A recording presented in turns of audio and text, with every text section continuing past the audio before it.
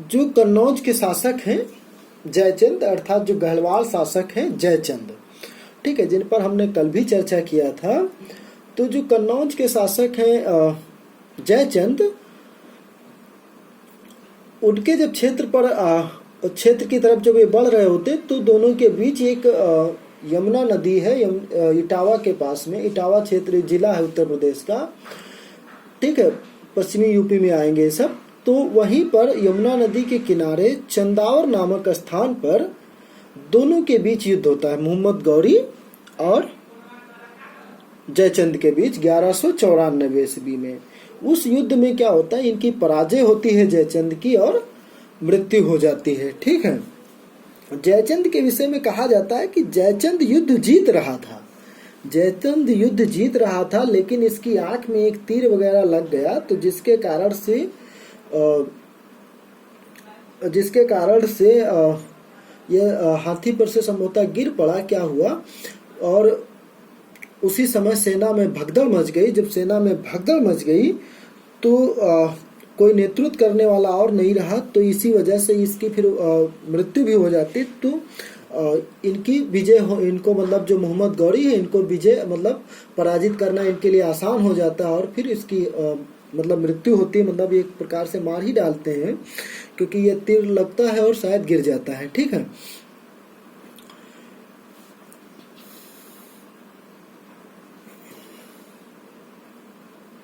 तो इस प्रकार से जयचंद को ये पराजित करते हैं चंदावर के युद्ध में 1194 में मोहम्मद गौरी, ठीक है। फिर गौरी जब का जो अंतिम जब ये वापस जा रहे होते हैं शायद अपने राज्य को, तो इनका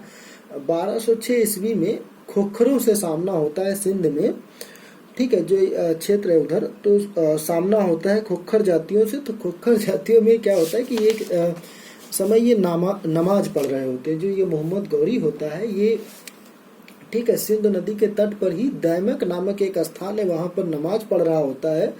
उसी समय जो खोखर जाति हिंदू खोखर लोग होते हैं और सिया संप्रदाय के लोग होते हैं, इन पर आक्रमण करके और इनकी हत्या कर देते हैं, ठीक है, मोहम्मद गौरी की। तो इस प्रकार से मोहम्मद गौरी की हत्या हो जाती है। और अब इनका थोड़ा जो इम्पैक्ट की बात आती है, इसी के बाद मोहम्मद गौरी का जो गुलाम होता है कुतुबुद्दीन ऐबक, वो भारत में मुस्लिम साम्राज्य की स्थापना करता है, ठीक है, मुस्लिम साम्राज्य की, ठीक है, जिसे आप दिल्ली साम्राज्य कहते हैं, दिल्ली का, ठीक है, लेकिन दिल्ली का जो शासक माना जाता है वो इल्तुतमिश को माना जाता है, ठीक है। हाँ, वास्तविक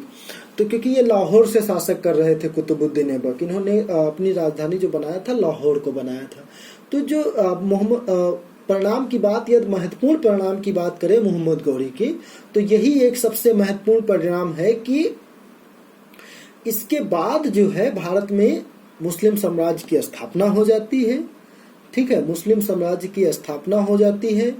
सूफियों का भी बहुत मजबूती के साथ आगमन, क्योंकि इनके साथ एक संत भी आते हैं, ख्वाजा मोइनुद्दीन चिश्ती, मोहम्मद गौरी के साथ, तो वो भी आते हैं और भारत में बस जाते हैं, फिर वापस नहीं जाते हैं, ठीक है। और फिर देखिए चिश्तिया आ गए, फिर कई और आपके सुरावर्दी, फिरदौसी संप्रदाय और कादरी संप्रदाय, अनेक मतलब सूफी सिलसिला आते हैं भारत में और यहाँ पर प्रचार प्रसार करते हैं। हाँ, औलिया जिनको आप, निजामुद्दीन औलिया जो सबसे फेमस हैं इस चिश्ती संप्रदाय, जिनको आप सभी जानते हैं। तो हाँ, अजमेर में औलिया की दरगाह नहीं है, ठीक है, ख्वाजा मोइनुद्दीन चिश्ती की दरगाह है अजमेर में,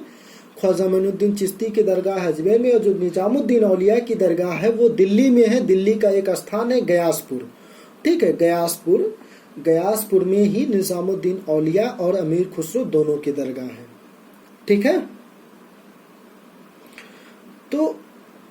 इस प्रकार से इस्लाम का भी आगमन हो चुका होता है, और अब इस्लाम धर्म को, क्योंकि अब यहाँ मुस्लिम साम्राज्य स्थापित हो जाता है, तो मुस्लिम साम्राज्य स्थापित होने के साथ अब उनको एक मौका, अब अच्छे से मौका मिलेगा कि एक राज्य है जैसे, तो वो किसी को एक्स्ट्रा सपोर्ट कर सकता है, ठीक है। हालांकि पूर्णतः जब दिल्ली सल्तनत स्थापित होता है तो इस्लामिक राज्य पूर्णतः नहीं है, लेकिन है, ठीक है, इस तरीके की बात आती है। और जो इनके परिणाम की, तो आप देखिए आर्थिक तो हुआ ही, क्योंकि बहुत ज्यादा महमूद गजनवी ने लूटा मतलब भारत को, तो वो धन दौलत लूट के गया, तो आर्थिक क्षति हुई, नरसंहार हुआ, ठीक है, एक दूसरे की संस्कृति, क्योंकि अब इस्लाम पूरी तरीके से पैर पसारे गए इंडिया में, ठीक है, सूफियों का आगमन हुआ भारत में, तो ये सारे इनके परिणाम में भी आप इनको लिख सकते हैं। ठीक है, तो ये अब आपकी क्लास यहाँ पर पूरी होती है। यदि अब आपके कोई प्रश्न है तो उनको पूछ सकते हैं।